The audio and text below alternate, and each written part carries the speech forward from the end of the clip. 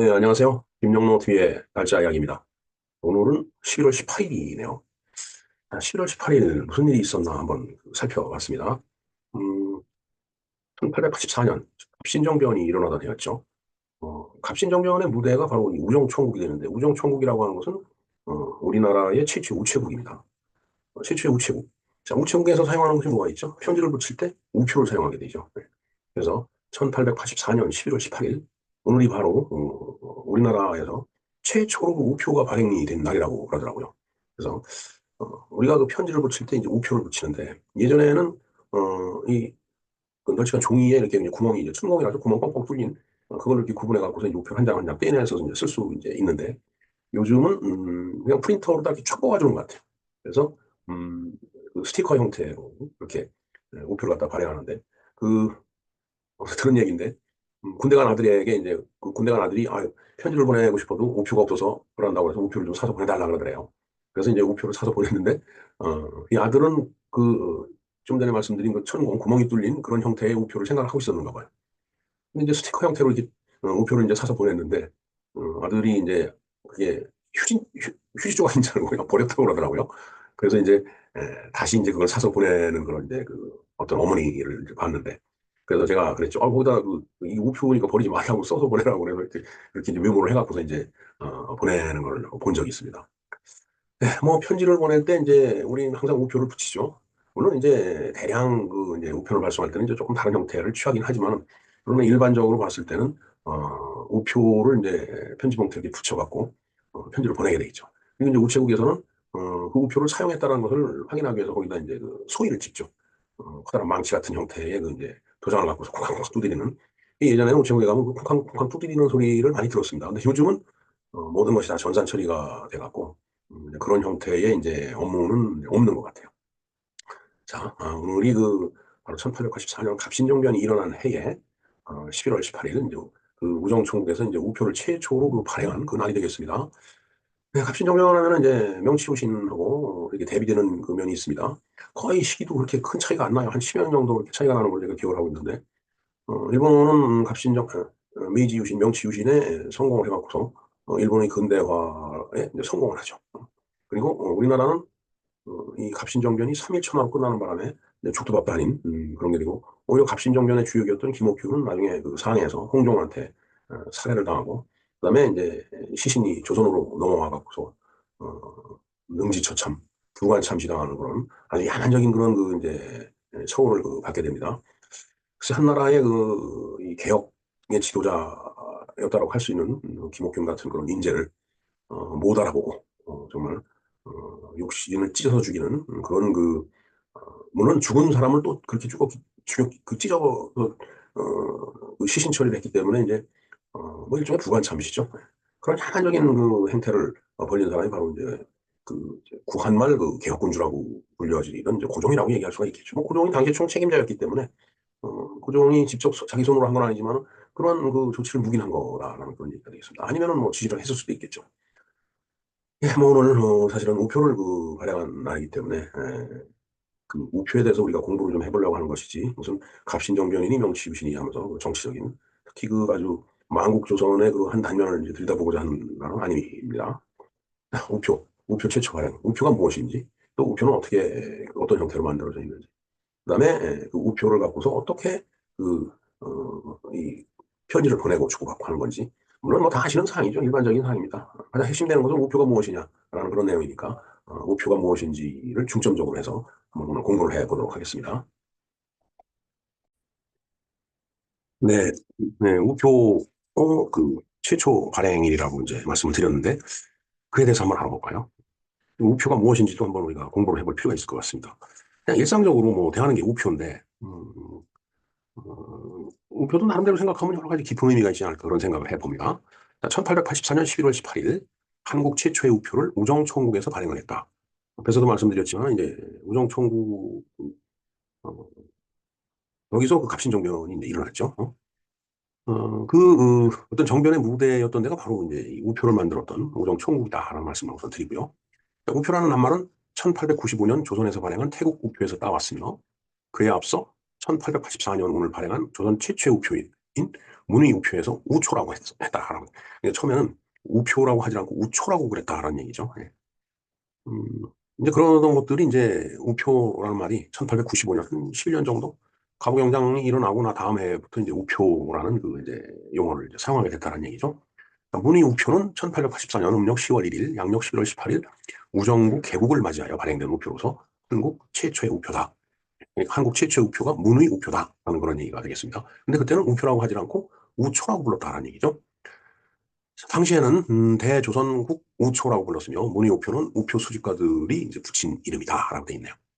우표에는 발행한 나라의 이름과 액면이 적혀 있고 액면이라고 하는 것은 이제 금액이죠. 예. 특정한 사람이나 사건, 기관 등을 묘사한 그림을 넣기도 한다. 예. 뭐 여러 가지 이제 우표가 우리나라에도 있는데 보면은 거기에 뭐 대통령 사진이 들어간 우표도 있고 그다음에 뭐 예를 들어 경부고속도로가 개통이 됐다 그러면 이제 그런 걸 기념하는 우표도 있고 그다음에 뭐 독립운동가 뭐 유관순 이런 분들의 이제 얼굴을 이렇게 넣어서 만든 그런 우표도 있고 하여튼 여러 가지 우표가 다양하게 있습니다. 자, 대부분의 우표는 사각형이지만 삼각형이나 아예 다른 모양으로도 만들 수 있고 뒷면에는 접착제를 발라놨다라는 얘기죠.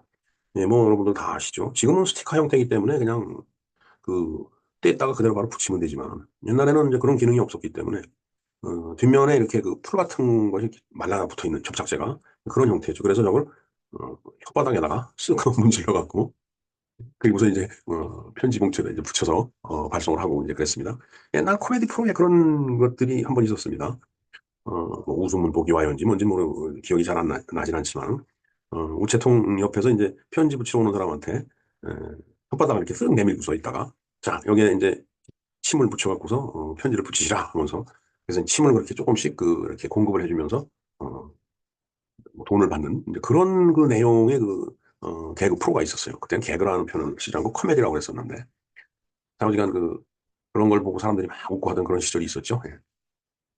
예, 08번 보겠습니다. 정부가 우표를 발행할 때 다양한 액면으로 각기 다른 수량을 발행을 하고 주기적으로 새로 발행하거나 발행을 중지하기도 하며 우표의 도안과 발행 당시의 사회적 정치적 현실이 우표 수집가들의 관심을 끌기 때문에 몇몇 우표들은 우표 수집가들로부터 아름다움이나 역사적 중요성을 높이 평가받기도 한다. 예. 아까도 말씀드렸지만 예를 들어 뭐 경부고속도로가 개통이 됐다. 그러면 그 고속도로 모양을 쫙 그려갖고서 이제 도안을 만들고 뭐 예를 들어서 뭐 광복절 기념이다 그러면 뭐 해방이 되는 그런 어떤 걸 상징하는 그런 그림을 한다든가 하여튼 그런 식으로 이렇게 도안을 만들었는데 이제 그러한 것들이 이 우표 수집가들한테서 관심을 엄청 끄는 높이 평가되는 그런 그 디자인이 있었다라는 얘기죠. 예. 21세기 이르러서 이메일이 개발된 탓에 굳이 종이 편지를 쓸 일이 거의 없어져서 사실상 고대 유물이 되었으며 오직 유가증권으로서의 가치만 남아있다.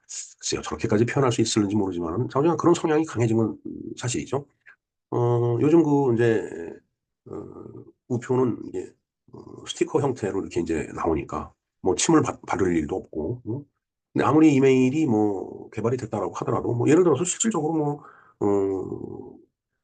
어떤 문서를 전달하고자 할 때 당연히 이 우편을 이용을 합니다.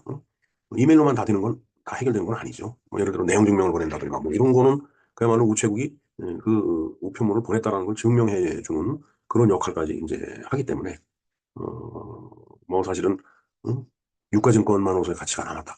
이건 조금 좀 과한 표현이 아닌가 이런 생각이 드네요. 네.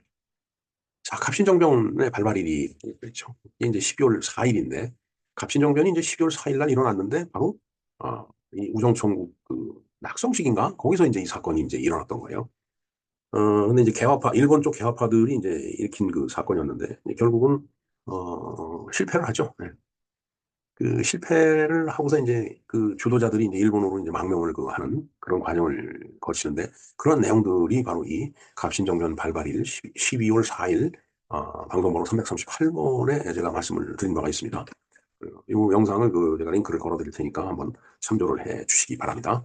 자, 우표의 역사를 한번 볼까요? 근대사에 걸쳐 우표 요금을 냈다는 것을 나타내기 위한 여러 방법들이 이제 쓰여졌다라는 얘기죠. 그러니까 우표라고 하는 것은 내가 그 우표물을 갖다가 이쪽에서 저쪽으로 보내는데 들어간 비용을 지불했다라는 증명이에요. 1680년에 런던에서 활동하던 잉글랜드 상인 윌리엄 도크라와 그의 동업자였던 로버트 머리는 1페니를 받고 런던 시내에 편지와 성화물을 배달해주는 런던 페니 포스트를 이제 세웠다. 일종의 이제 새로운 직업이 이제 창출이 이제 된 거죠. 1페니만 받고 모든 그 편지와 소화물이라는 게 요즘으로 얘기하면 이제 택배라는 개념으로 발전한 거죠. 소포라고 그랬죠, 소포. 이걸 갖다가 이제 그 배달해주는 이제 그런 페니포스트라는 페니 1페니 받았으니까 그렇게 붙인 것 같으네요. 포스트 오피스, 이게 이제 우체국이니까. 예. 그걸 세웠다는 얘기죠. 그다음에 요금을 냈다는 것은 우편물에 도장을 찍어서 나타냈다.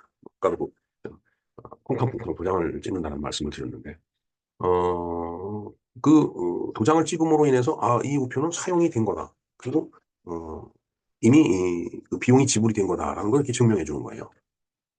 1835년에 오스트리아 헝가리 제국의 슬로베니아인 관료 로브렌츠 코시르는 우편 세금표를 붙인 것을 제안했고 관료들도 상세히 고려했지만 이루어지지 않았다.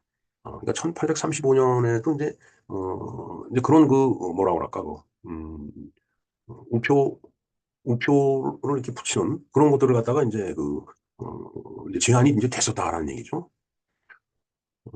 원 페니. 이게 페니 블랙. 세계 최초의 페니 블랙 얘기라는 게 어, 요쪽 이제 페니 포스트에서 사용했던 그런 우표로 보면 되겠습니다. 1836년 영국의 국회의원 로버트 윌러스는 롤런드 힐에서 우편 제도와 관련된 다양한 책과 문서들을 주었고, 롤런드 힐은 그 연구 끝에 그러니까 로버트 윌러스가 롤런드 힐에게 그 우편 제도에 관련된 문서를 줬다는 얘기죠. 그러니까 이제 그걸 받아갖고서 이제 막 연구를 했겠죠. 그래서 1837년 1월 4일 영국의 재무장관 토머스 스프링 라이스에게 우편 개혁 그 중요성과 실행 가능성이라는 소책자를 냈다. 일종의 정책집이겠죠. 예. 이제 저런 것 과정을 거치면서 이게 정책이 되고 그게 이제 현실 생활에 반영이 되는 거예요. 토마스 스프링 라이스는 로런드 힐을 불러들여 개정판에 실릴 개선할 것과 바꿔야 하는 것을 제안했고 로런드 힐은 1837년 1월 28일에 개정판을 정식으로 제출했다. 그러니까 뭔가 정책 검토를 해보고 야 이건 좀 수정해야 되겠어. 이건 보완해야 되겠어.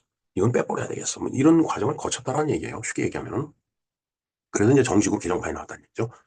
1837년 2월 13일 로런드 힐은 우체국 심리위원회 증인으로 참석해 도장을 찍을 수 있는 만큼 작은 종이와 그 뒷면에 얇은 접착제를 막을 입혀서 우표를 만들 수 있다라고 이렇게 이야기를 했답니다. 그게 이제 우리가 생각하는 그런 우표예요. 요즘 그 스티커 형태의 우표가 아니고. 자, 이것은 오늘날의 접착식 우표를 최초로 분명하게 표현한 말이다. 그렇죠. 네. 자, 곧이어 토머스 스프링 라이스에게 제출한 것과 우체국 심리위원회 증인으로 참석해 언급한 것을 포함한 로런드 힐의 소책자 증보판이 대중에게도 공개가 됐다. 뭐 정책 당국자, 정책 위반자만 알고 있는 게 아니고 일반 대중에게도 이제 그런 내용이 공개가 됐다라는 얘기죠. 그다음에 우표를 발행하고 무게에 따라 우편 요금을 내는 로런드 힐의 발상은 곧 자리를 잡았고 1840년 5월 1일에 우편 제도 개혁의 일환으로 세계 최초의 우표인 페니블랙 우표가 발행이 됐다. 바로 이제 앞에 있는 이 페니블랙 얘기를 얘기하는 겁니다. 뭐 요즘도 우체국에 가면은 뭐 그것이 우편 통상이든 아니면 뭐 소포로 보내든 택배 형태든 간에 다 무게를 잽니다. 그리고 크기도 재요. 그건 나름대로 룰이 있어요. 그리고 이제 어느 정도 그 크기가 넘어가면은 뭐 일괄적으로 뭐 11,000원인가 이렇게 그 요금을 적용하는 그런 제도도 있습니다. 21번 보겠습니다. 자, 우편 요금은 받는 사람이 아닌 보낸 사람이 내도록 했지만 여전히 먼저 내지 않고 보낼 수도 있었어. 코렉트 콜 하면은 그 전화를 거는데 이제 받는 사람이 돈을 낸다는 얘기죠. 바로 이제 수신자 부담 그런 제도도 있다는 얘기죠. 페니블랙으로는 반원서보다 가벼운 편지를 영국 어디로든 보낼 수 있었다. 그리고 페니블랙과 5월 8일부터 발행된 이펜스 블루 우표는 모든 빅토리아를 도안으로 했으며 가위로 잘라서 썼기 때문에 천공이 없었다. 저때가 이제 뭐 빅토리아, 여왕이 빅토리아 여왕이었다라고 봐야 되겠죠. 그러니까 빅토리아를 도안으로 썼다라는 얘기예요. 또한 최초의 우표는 발행한 나라의 이름을 나타낼 필요가 없었기 때문에 우표에는 발행한 나라의 이름이 적히지 않았다라고 되어 있습니다. 자, 그래서 영국에서는 오늘날까지도 우표에 발행국 이름을 적지 않고 영국의 군주를 도안으로 쓰고 있다. 뭐 예를 들어 영국에 군주가 많이 있었죠. 뭐 빅토리아 여왕도 있고, 뭐 엘리자베스 여왕도 있고. 하여튼 그런 군주들을 도안으로 쓴다라는 얘기죠. 자, 이제 그렇게 영국이 우편 시스템을 개발하고 해내고 나니까 영국에 뒤이어서 다른 나라들도 우표를 발행하기 시작을 했다라고 되어 있습니다. 스위스 주리히주는 1943년 3월 1일 46 라펜 우표를 발행했다. 라펜이 그때 당시에 뭐 돈을 세는 단위였다라고 봐야 되겠네요. 브라질은 1843년 8월 1일에 우표를 발행했는데 페드로 2세의 얼굴 대신 추상적인 무늬를 도안으로 써서 소인이 페드로 2세의 얼굴에 찍히지 않게 했다. 이게 불경죄죠. 예를 들어서 뭐 국왕의 얼굴에다 소인을 훔쳐가게 하고 도장 찍으면 그건 불경죄죠. 어, 뭐 요즘 같은 그 시대는 그 이해가 안 되는 그런 얘기지만 어찌됐든 서양도 이제 저런 역사가 있네요. 그다음에 1854년에는 최초로 천공이 있는 우표가 발행이 됐다. 예, 구멍을 뚫러 갖고서 떼내서 쓸 수 있는 그런 이제 우표가 나오기 시작했다라는 얘기죠. 우표 종류를 보겠습니다. 일반 우표, 기념 우표 뭐 여러 가지가 있는데 일반 우표는 기념이 되는 우표로 기본이 되는 우표로 우편 요금에 맞게 액면이 다른 여러 종류로 이루어졌다. 어, 뭐 옛날에는 그랬던 것 같아요. 뭐 1원짜리도 있고 5원짜리도 있고 10원짜리도 있고 또 더 큰 뭐 20원짜리도 있고 그런 식으로. 근데 이제 여러 종류로 이제 액면 가격에 맞게끔 지금도 지금도 마찬가지일 거라고 보여집니다. 그래서 음, 어떤 그 등기통장을 보내는데 들어가는 그 우편 요금이 얼마나 그러면 그거에 맞춰 갖고서 그 수입인집을 치듯이 이렇게 쫙 붙여갖고서 이제 보냈는데, 이제 뭐 이제 그런, 어떻게 보면 그냥 불편하죠. 뭐, 편지봉투 전면에다 다 그 주소까지 가릴 정도로 붙이면 안 되니까 지금 많이 간편해져 있다라고 보여집니다. 자, 우리나라에서는 2003년 3월 6일에 발행한 10원 태극기 우표가 최저 액면 일반 우표이며 1983년 12월 1일 발행한 5,000원 민화 호랑이 우표가 최고 액면 일반 우표다. 10원, 10원짜리가 최저 액면 일반 우표다. 글쎄요, 그 이전에 뭐 1원짜리도 있었던 것 같은데, 제 기억에. 물론 조금 더 알아봐야 될 것 같습니다. 자, 그 다음에 이제 일반 우표 빼고 이제 기념 우표가 있죠. 뭐 예를 들어서, 무슨 아까 말씀드렸듯이 경부고속도로 개통했다. 아니면은 뭐, 무슨 그 특별한 이벤트가 있다. 그러면은 그 중요한 행사나 사건, 인물, 그런 것들을 홍보를 해야 되잖아요, 국가도. 그래서 발행하는 우표로서 우리나라 기념 우표 사용 기간에 제한은 없습니다. 그러니까 한번 사는 거는 10년이 지나도 쓸 수 있다는 얘기죠. 쉽게 얘기해서. 어, 그래서 언제나 액면가 그대로 이제 취급을 해준다라는 얘기가 되겠습니다. 글쎄, 뭐 우표 사놓고 10년 뒤에 쓸 일은 없겠지만은, 하여튼 그런 의미입니다. 그다음에 소형 시트. 한 개 또는 적은 세 우표를 하나의 시트에 발행하는 우표. 이렇게 묶고, 하나의 시트라는 게 큰 종이 입장 하나다라는 얘기죠. 거기에 이제 떼쓸 수 있게 한다면 이제 천공을 뚫어 놓는 거고요. 그다음에 이제 연쇄 시트.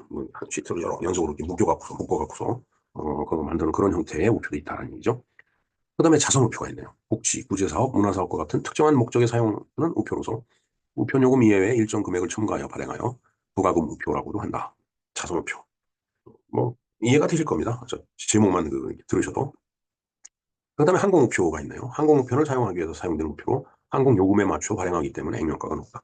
뭐 아무래도 비행기를 타고 나가는 거니까 일반 국내에서 자동차를 이용한 것보다는 비싸겠죠. 항공이니까. 그래서 이제 그게 반영된 우표이기 때문에 액면가가 높다라는 그런 얘기예요. 자, 우표에 관련된 에피소드랄까? 에피소드라고 얘기하기는 그렇고 하여튼 이야기들이 있는데 이 차코 전쟁이라는 게 이제 있었답니다. 1932년 파라과이와 볼리비아 국경에 인접한 그린 차고 지방에 석유가 발견되자 두 나라가 영유권을 주장하며 앞다퉈 우표를 발행했고 이는 차코 전쟁이 전조가 됐다. 이걸로 인해서 전쟁이 일어났다는 얘기죠. 자, 차코 전쟁은 두 나라 사이에 그라차고 지방의 소유권을 놓고 벌린 전쟁으로 파라과이가 승리해 그린 차코 지방을 차지했으며 양측은 이 전쟁에서 육군과 항공 전력을 사용했다. 그러니까 큰 무력 충돌이 있었다는 얘기입니다. 자, 그 다음에 미국 원자폭탄 우표가 있네요. 미국이 1995년 제2차 세계대전 종전 50주년을 기념하고자 원자폭탄을 도안으로 삼은 우표를 발행을 하려고 했다. 그러나 일본의 반발로 무산이 됐다. 왜냐하면 일본은 원폭 피해자 입장을 강조를 한 거예요. 물론 자기네들이 저질러 놓은 여러 가지 그 일들에 대해서는 이제 뭐 함구하고 음, 그 어떤 핵무기를 이제 두 방이나 맞은 그런 그 국가로서 굉장히 그 트라우마가 있겠죠. 예. 지금도 있을 거라고 보여집니다. 그래서 일본 측이 상당히 크게 반발했기 때문에 무산이 됐다라고 하는 얘기가 있습니다. 자, 그다음에 독도 우표. 이것도 이제 우리나라가 독도를 우표에다 넣어서 이제 뭔가 우표 발행을 한다. 그러면은 또 일본 쪽에서 싫어할 거 아니에요. 응?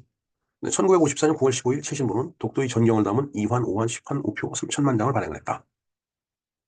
일본 외무성은 독도 우표가 붙은 우편물을 받지 않겠다고 했으나 만국 우편연합 규정 가운데 우편물 중개 자유보장 조항에 따라서 이제 허용을 했다.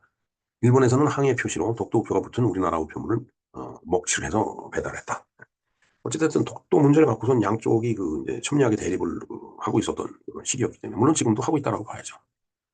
음, 그럼에도 불구하고 이제 항의 표시를 하기 위해서 우편물에다가 이제 한국에서 온 뭐 해당 우표만 그렇겠죠. 네. 그걸 먹물로 칠해서 이제 안 보이게끔 이렇게 해갖고 배달했다라는 얘기가 있습니다. 자, 우리나라는 독도를 도안으로 한 우표를 2002년과 2004년 두 차례 더 발행을 했다라고 돼 있네요. 그러나 두 번 다 그렇게 큰 그 이제 항의 표시는 그 없었다라는 얘기가 되겠습니다. 그다음에 이제 제2차 세계대전 중 미국이 발행한 기념 우표에 이제 이가 있는데 우리나라 태극기가 거기에 들어가 있다는 얘기죠. 이건 그 자료를 제가 링크를 해드릴 테니까 한번 참조를 해주시기 바랍니다. 그리고 이제 크리스마스가 다가오고 있는데 이 크리스마스 실이라는 게 있죠. 그게 크리스마스 실도 저 우표하고 똑같은 형태로 되어 있었습니다. 그래서 각 학생에게 그 할당된 만큼을 이렇게 학교에서 막 나눠주고 그랬죠. 물론 또 유료입니다. 돈을 주고 샀던 거예요, 그게. 그러나 우편 기능은 없었다. 즉, 저 크리스마스 실을 붙이고서 어디 우편으로 보내달라고 하면은 안 보내줬다라는 얘기죠. 음, 뭐 이미 이 어떤 음, 우편으로서의 어떤 그 뭐 이 그 물품이나 서류를 갖다 전달하는 이제 그런 기능이 그런 거에는 전혀 기여할 수 없지만은 그 봉투 같은데 이렇게 봉하고서 크리스마스 실 같은 거 이렇게 다 붙여갖고 예쁘게 해갖고 보내고 그랬던 기억이 납니다. 근데 말 그대로 실이었다라는 얘기예요. 예. 실이라는 건 이게 봉한다, 붙인다라는 그런 이제 뜻이 되겠습니다. 자, 요즘 우체국을 한번 볼까요? 업무적으로 보면 뭐 크게 우편 통상이 있죠. 일반 우편 보내는 거, 뭐 등기도, 빠른 등기라고 하죠. 요즘은 뭐 그런 것도 보내고, 일반 등기로도 보내고. 그다음에 이제 택배 역할이 있습니다. 옛날에 그 소포 보내던 그것이 좀 더 그 시설이 현대화된 그런 상태에서 이렇게 택배를 보내는 택배를 관장하는 그런 업무도 있고요. 그다음에 어, 금융 업무를 또 보고 있습니다. 보험이라든가 그다음에 어, 보험이죠, 주. 예, 보험 말고 뭐 저축, 보험 저축 뭐 이런 거에 해당되는 그런 금융 업무를 보고 있습니다. 그다음에 이제 우편 서비스의 민영화라고 돼 있는데 그런 얘기인데 우체국 업무에 대해서 이렇게 민영화를 시키려고 했었다고 그러더라고요. 근데 이제 민영화가 되고 나면은 아무래도 또 이제 이 경영이라는 측면에서 또 압박도 받을 것 같고 뭐 이제 이러니까 그럼 우리 우편 서비스를 뭐 민영화는 하지 말고